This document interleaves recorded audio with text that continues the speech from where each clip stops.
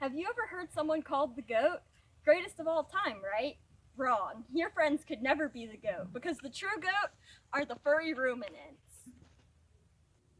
Ruminants are defined as even-toed, ungulate mammals that chew cud regurgitated from the rumen. The rumen is the first stomach of a ruminant, which receives the food or cud. But the first stomach? That is why goats are the true goat. Not only do goats have 4 stomach chambers, they are also fighting off hundreds of parasites every day just from what they eat. When goats consume grass, they sometimes consume parasite larvae that live on the stalks. These larvae then travel through the digestive system until they reach the abomasum, the true stomach of the goat. According to the American Consortium for Small Ruminant Parasite Control, every day that a single worm is inside the abomasum, it drinks 1/2 to 1 drop of the goat's blood, and lays anywhere from 1,000 to 6,000 eggs. Eventually, even if it only started with a few worms, they become so abundant that the goat can no longer make red blood cells fast enough to replenish the blood consumed by worms each day.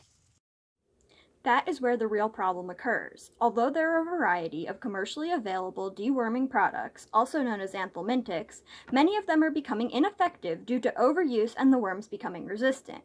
Currently, in the United States, there are 3 classes of approved anthelmintics: benzimidols, imidazothiazoles, and macrocyclic lactones. Amongst these 3, there are many different brand names under which the drugs are sold. However, within each category, they all act similarly, which is often not at all. Many of these medicines are not labeled for goats, or the doses approved for goats are too low to provide adequate results, meaning that they must be used off-label under the supervision of a vet. For my goat Penny, even this was not enough. I bought Penny when she was 1 week old and raised her with a bottle. She was my favorite animal on the farm. Then, when she was about a year old, the worms hit. The vet came and we used every product in our arsenal, but they were not enough to save Penny's life.